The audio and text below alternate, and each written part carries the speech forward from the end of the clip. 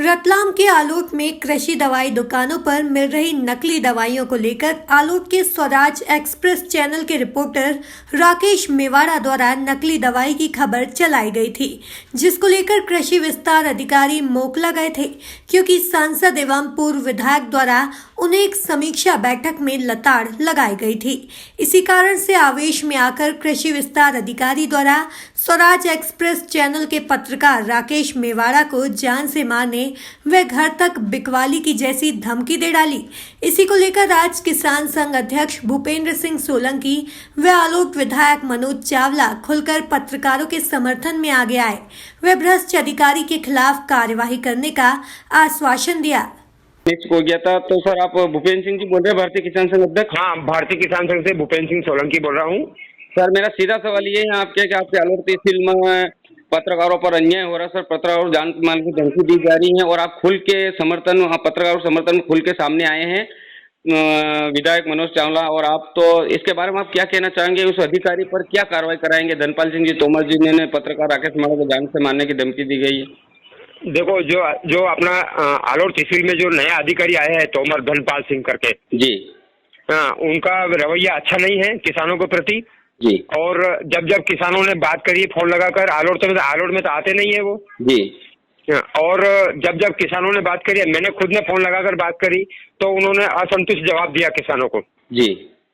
जब किसानों की जो सोयाबीन का बीज आता है उसमें हम लोगों ने चर्चा करी, बोले किसान का जो बीज आता है वो किस किस को बांटा आपने, उसका कोई हिसाब दीजिए आप।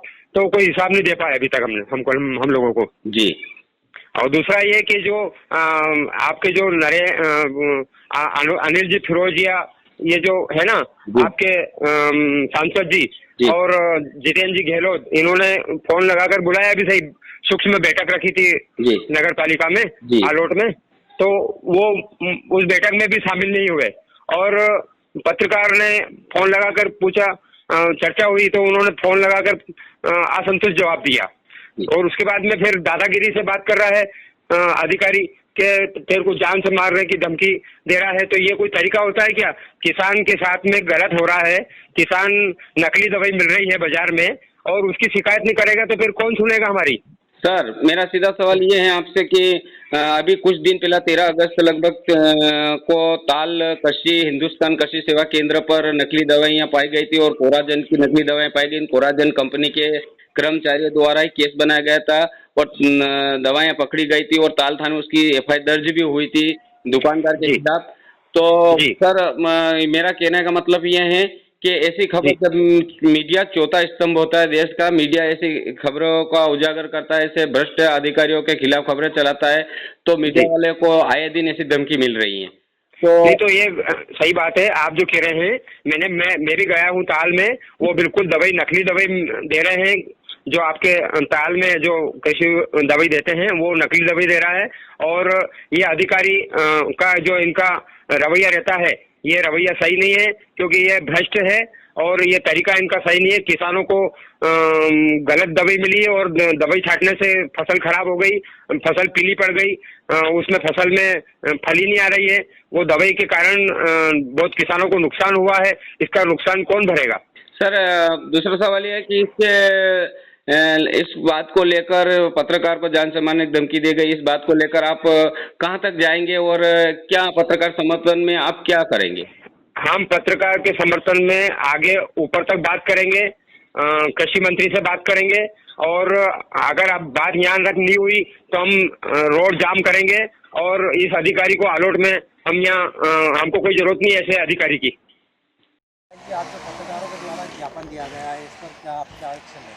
देखिए 15 महीने की कमलनाथ जी की जो सरकार थी उसमें जिस प्रकार से हमने सरकार में रहते हुए अशुद्ध के खिलाफ जो युद्ध चलाया था, और जो भूमाफिया है, जो मिलावट माफिया है, वो पूरी तरह घबराए हुए थे और लगातार उनके खिलाफ कार्रवाई हो रही थी।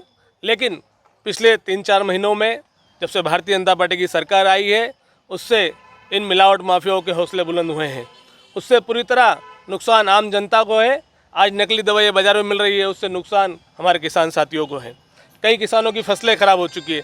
उसी मुद्दे को लेकर हमारे पत्रकार साथी ने इस मुद्दे को आवाज़ बनाया और मीडिया में इसको प्रकाशित किया।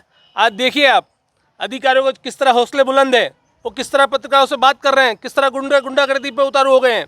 अगर पत्रकारों के साथ में अधिकारी द्वारा ऐसा गुंडागर्दी का व्यवहार किया जा रहा है इस सरकार में, तो निश्चित रूप से आम व्यक्ति और जो आम गुंडा तत्व वो कितने हावी होंगे। मैं पत्रकार साथियों से कहना चाहता हूँ, आप चिंता नहीं करें, आप लोगों की लड़ाई में लड़ूंगा और हमेशा लड़ता आया हूँ और निश्चित रूप से ऐसे भ्रष्ट अधिकारी, निकम्मे अधिकारी और गुंडे अधिकारियों को सबक सिखाएंगे। एक और कृषि अधिकारी के द्वारा बात कही गई कि मैं नरेंद्र सिंह तोमर का रिश्तेदार हूँ, इस पर आप क्या कहना चाहेंगे? वो चाहे किसके भी रिश्तेदार हो, यहाँ लोकतंत्र है, कानून का राज है, कानून के अंतर्गत कार्रवाई होगी।